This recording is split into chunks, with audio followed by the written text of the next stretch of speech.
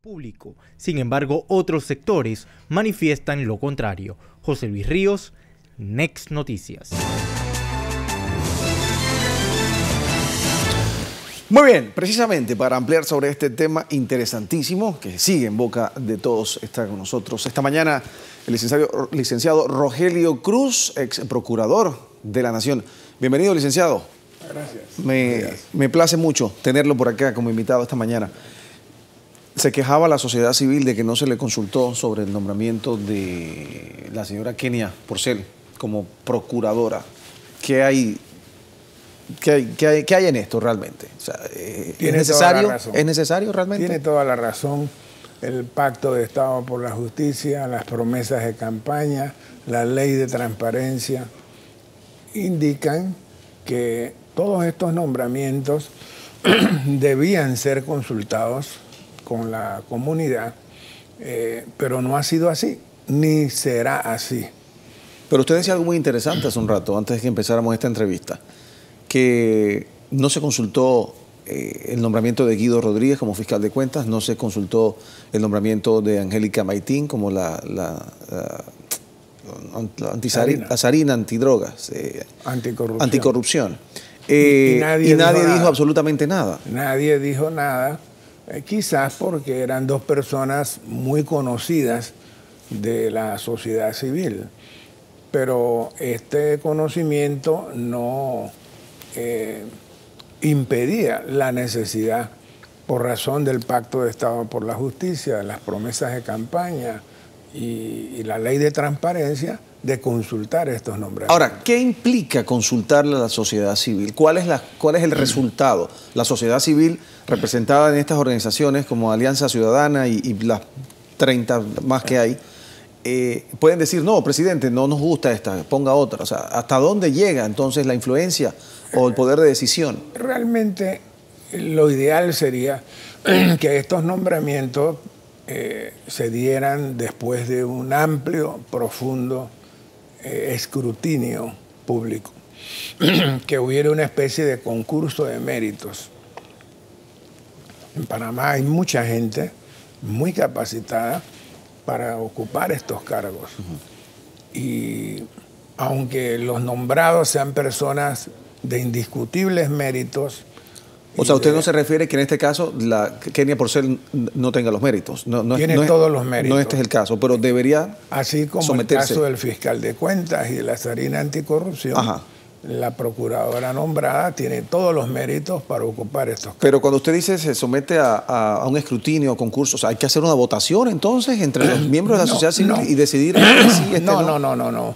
Porque es que yo lo veo muy complicado, porque yo lo que digo es, yo entiendo la participación ciudadana y que todo el mundo debe aportar y analizar si es apto o no es apto una persona para ocupar uno de estos puestos. Pero quedar bien con todo el mundo es como muy difícil también. Es imposible, no solo difícil, es imposible quedar bien con todo el mundo. Pero la ley de transparencia que obliga a esta consulta establece métodos de consulta. O sea, eso es como, yo diría que sería como un protocolo. O sea, te lo anuncié, aquí está, te lo puse, analízalo y bueno, yo sigo por acá con mi nombramiento, ¿no? Más que un protocolo. Mire, lo que ocurre es una cosa. Nadie quiere lo que no ayuda a construir.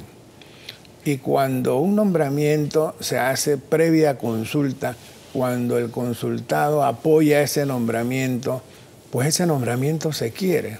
Claro. Pero cuando eso no ocurre, pues ocurre lo que está ocurriendo ahora mismo. Y es que aunque el nombramiento sea muy bueno, claro, la gente lo critica. ¿Cuánto tiempo duraría este escrutinio en un mundo ideal? Hay plazos, se establecen plazos razonables para que haya un escrutinio, para que haya una escogencia, y esto no puede ser indefinido. Pero lo contrario es lo que puede estar ocurriendo, que se nombra hoy y mañana se ratifica. Eso pareciera que es un procedimiento muy apresurado que impide que la comunidad exprese sus puntos de vista acerca del nominado. Y repito, cuando estos nombramientos se hacen de esa manera, aunque sean muy buenos, empiezan con el pie izquierdo. hay críticas. Usted ve al Colegio Nacional de Abogados, Alianza Ciudadana, formulando críticas en cuanto al procedimiento. Ellos no han criticado a la persona nombrada, ni sus méritos. Han criticado el procedimiento con toda razón. Pero ya esto impone una especie de mancha sobre una persona que va a ocupar un cargo tan importante como este por un tiempo tan prolongado como son 10 años. Licenciado, estamos ya a punto de que finalice el año, el plazo también para escoger al procurador de la administración. No se ha mencionado tampoco. Pareciera que va a suceder entonces lo mismo del procurador general. Estoy absolutamente seguro. Y de hecho se extendieron las sesiones extraordinarias que tenían que culminar hoy. Sí, va a ocurrir lo mismo. Va a ocurrir lo mismo con los magistrados de la Corte Suprema de Justicia que hayan de ser nombrados en este periodo presidencial, con los magistrados del Tribunal de Cuentas, con un fiscal, en fin, todos los nombramientos en materia de justicia no serán consultados. Porque vamos conversando nosotros acá con el ex procurador de la Nación, Rogelio Cruz, precisamente sobre el nombramiento de Kenia Porcel Díaz de Alvarado. ¿Usted la conoce? En efecto, hace 25 años aproximadamente, yo la nombré en el Ministerio Público cuando quizás aún no era abogada. O sea que gracias a usted ella empieza su carrera como funcionaria dentro del Ministerio Público por primera vez. Igual que el caso de Ana Matilde Gómez. Ok. ¿Esto fue en qué año aproximadamente? En la época 91. La época del presidente Endara. Así es. Cuando era el procurador, claro. ¿Y qué opinión tiene entonces? ¿Usted le ha seguido su trayectoria? Muchas personas dicen que es una persona totalmente, que es una funcionaria totalmente idónea, con mucha experiencia, no hay la menor capacidad. Duda. Es una profesional muy bien formada, de mucha integridad, de mucho apego al trabajo. Es una funcionaria institucional. Recta. Como decimos en buen panameño, licenciado, no se le conoce rabo de paja. No se le conoce tacha de ninguna naturaleza. Ella viene del Ministerio de la Presidencia y es uno de los aspectos que se ha criticado por este nombramiento. Sí, vi que el Colegio de Abogados, una de sus críticas es que sale del círculo íntimo, según dijo el colega Carlos Herrera Morán. Pues esta misma crítica se le hizo a Ana Belfund. Ana Belfund también salió del Ministerio de la Presidencia, la actual procuradora de asesoría legal del Ministerio de la Presidencia, y se le hizo esa misma crítica. Ahora también se hace esa misma crítica, y es que en gran medida es muy difícil que un presidente de la República nombre a un procurador general de la Nación desconocido. ¿Usted venía del Ministerio de la Presidencia cuando lo nombraron? No venía de ningún ministerio, pero evidentemente tenía una larga relación profesional con Guillermo Endara, desde los tiempos en que yo era abogado interno de la Compañía Panameña de Seguros y él era uno de los abogados externos. ¿Pero cómo se hace entonces para separar esa amistad personal, ese vínculo profesional independiente cuando llega entonces a una posición como procurador donde recae tanta responsabilidad y sobre todo objetividad? Es muy difícil, por eso digo que es casi imposible que un presidente nombre un procurador general que no conozca directa o indirectamente de alguna o de otra manera. Ahora bien, esto en alguna medida se traduce en mayor o menor grado de independencia. Pero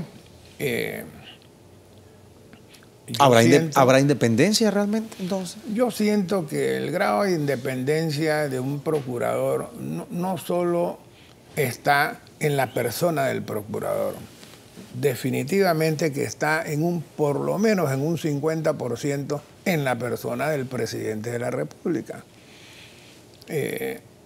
Porque este es un camino de doble vía, ¿no? Si un presidente empieza a tratar de manipular de alguna o de otra manera la conducta de un procurador general que ha nombrado, pues se afecta a esa independencia. Dígame algo, cuando usted fue nombrado procurador allá en la década de los 90, post-invasión, aquí en Panamá por el presidente Endara, ¿cuál fue el diálogo que usted sostuvo con el expresidente Endara en ese sentido? Que nos pueda compartir. Sí, mire, ¿cuál fue su posición, por ejemplo? ¿Qué le dijo? Mire, paradójicamente, Yo lo visité en la Cancillería, porque ni siquiera podía estar en la presidencia todavía él. No hablamos del tema. Posteriormente, él me dijo, Rogelio, abre el Ministerio Público y por favor empieza a recoger los cadáveres que hay por la ciudad.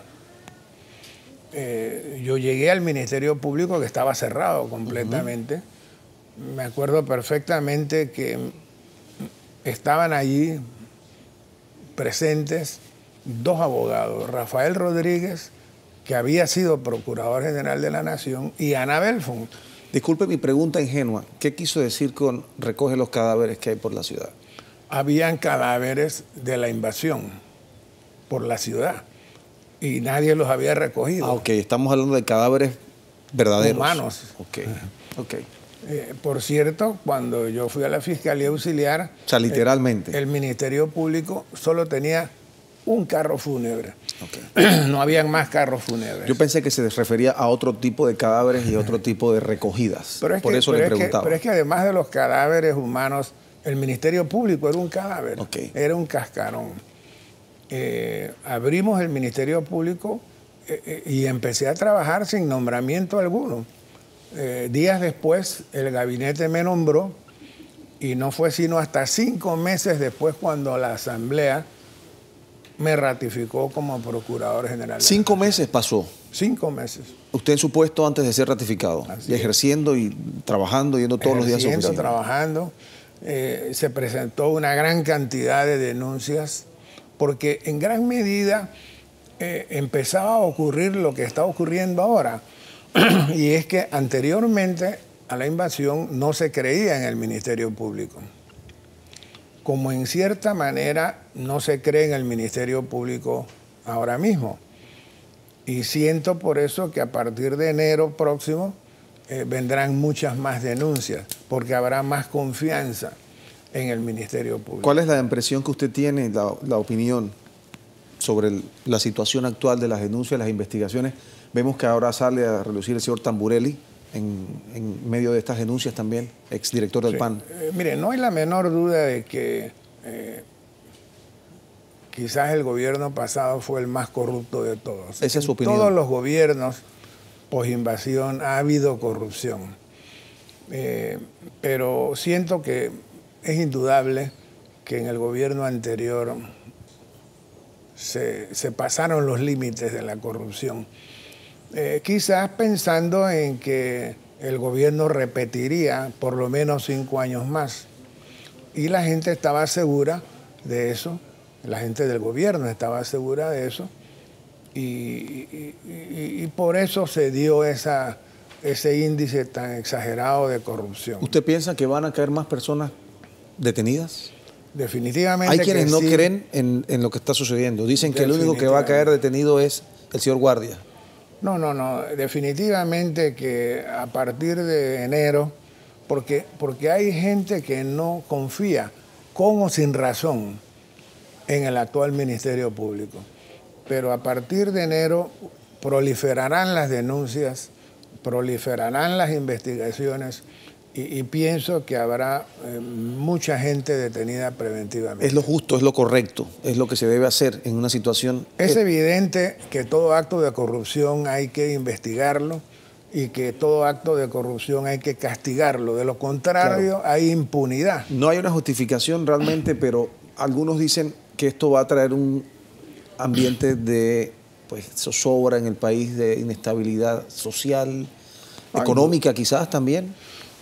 Indudablemente que habrá mucha intranquilidad en ese aspecto, pero sobre todo... Pero hay que hacerlo. En el grupo de personas que pueden ser investigadas. Claro. Pero en el gran público, la gente quiere que se haga justicia. Ahora, y ya para finalizar, licenciado Cruz, estas investigaciones ¿hasta dónde deben llegar? O sea, ¿qué alcance hacia atrás en el tiempo deben tener?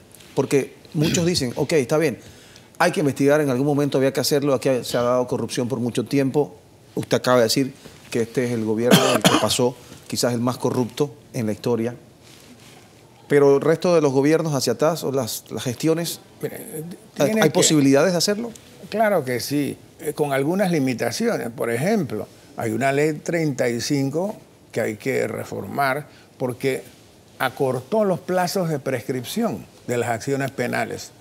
Y por supuesto el Ministerio Público, si bien puede iniciar investigaciones sobre conductas que ocurrieron mucho tiempo atrás, tiene que ser consciente que puede venir la excepción de prescripción de la acción penal.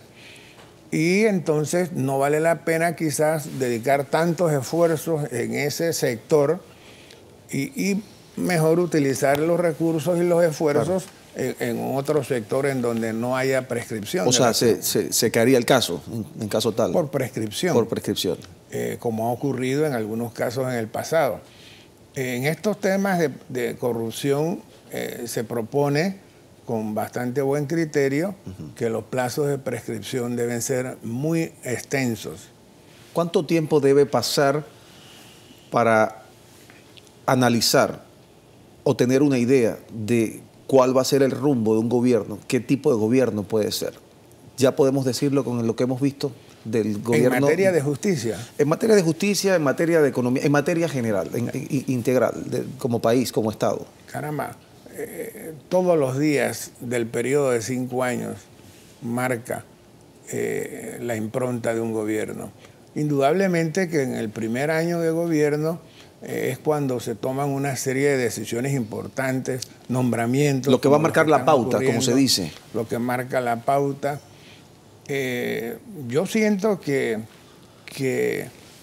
el Ministerio Público tendrá muchas limitaciones para investigar los delitos que han ocurrido, por lo menos incluyendo los delitos que han ocurrido en los últimos 5 años.